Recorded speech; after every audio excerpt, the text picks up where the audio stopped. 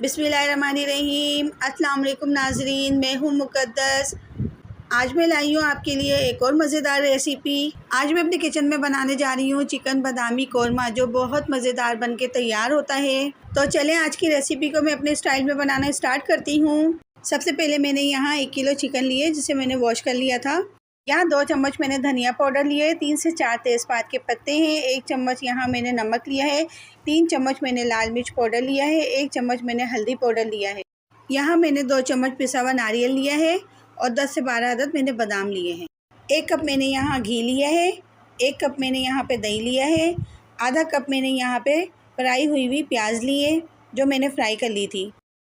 1 چمچ یہاں میں نے سفید زیرہ لیے، 3 سے 4 ہری الائچی ہے، 1 بڑی الائچی ہے، 2 دال چینی کے ٹکڑے ہیں، 1 بدیان کا پھول ہے، 10 سے 12 عدد لونگے ہیں، 1 جائفل کا 1 جواتری کا ٹکڑا ہے۔ 3 چمچ میں نے یہاں ادرک لہسن کا پیسٹ لیا ہے۔ 1 کپ میں یہاں پہ سب سے پہلے گھی شامل کر رہی ہوں، اس کو اچھی طریقے سے گرم ہونے دوں گی۔ دیکھیں یہاں ہمارا گھی اچھی طریقے سے گرم ہو گیا ہے۔ اس میں جو میں نے گرم مسالے لیے تھے وہ بھی اس میں شامل کروں گی، ان کو اچھی طریقے سے فرائی کر لوں گی۔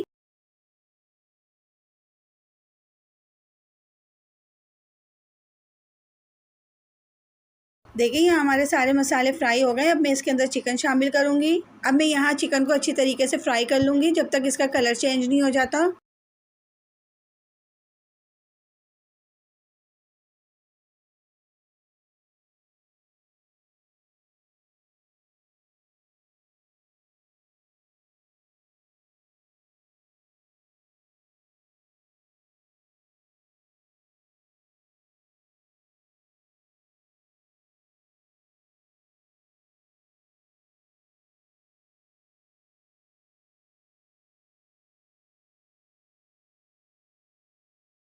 دیکھیں یہ ہماری چکن اچھی طریقے سے بھن گئی ہے۔ اب میں اس کے اندر ادرک لہسن کا پیسٹ شامل کروں گی۔ اب چکن کو بھی اچھی طریقے سے لہسن ادرک کے ساتھ بھون لیں گے۔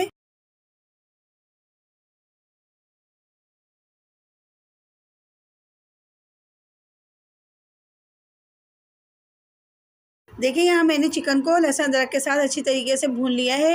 اب میں اس کے اندر مسالے شامل کروں گی، ان کو بھی اچھی طریقے سے 3 سے 4 منٹ کے لیے بھون لوں گی۔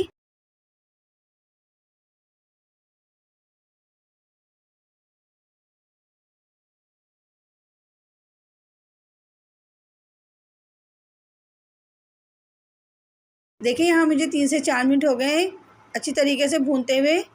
اب میں اس کے اندر 1 کپ دہی شامل کروں گی۔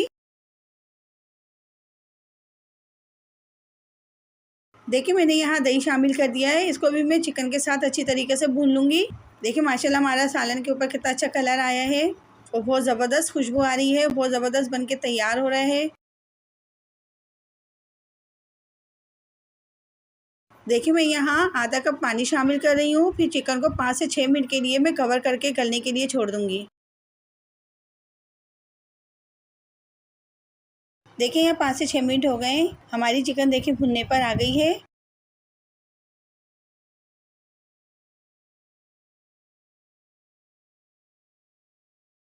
دیکھیں میں نے جو آپ کو پیاز دکھائی تھی فرائی ہوئی ہوئی، وہ بھی میں نے گرائنڈ کر لی تھی، وہ اس کے اندر شامل کر کے اس کو اچھی طریقے سے بھون لوں گی۔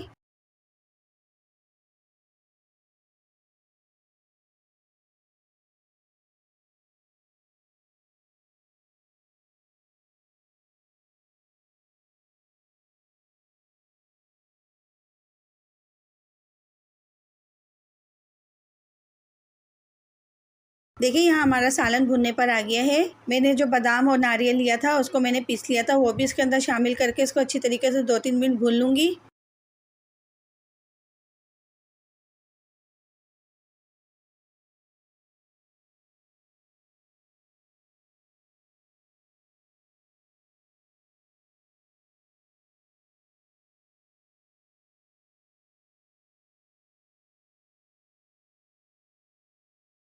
یہاں میں نے آدھا کپ پانی لیا ہے، اس میں 1 چمچ میں نے کیورا واٹر شامل کیا ہے، وہ بھی اس میں ڈال رہی ہوں۔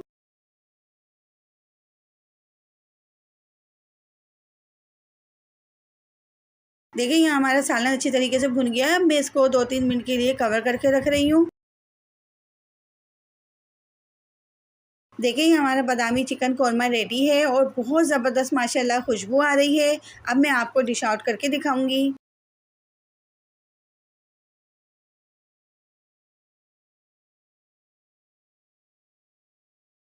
دیکھیں میں نے یہاں پہ چکن قورمہ ڈش آؤٹ کر لیا ہے۔ امید کرتی ہوں آپ کو آج کی میری ریسیپی ضرور پسند آئے گی۔ پسند آئے تو ضرور ٹرائی کریے گا اور میرے چینل کو سبسکرائب کریے گا، میری ویڈیو کو لائک کریے گا، شیئر کریے گا۔ پھر ملتی ہوں انشاءاللہ ایک اور نئی ریسیپی کے ساتھ۔ اپنی دعاؤں میں یاد رکھیے گا۔ اللہ حافظ۔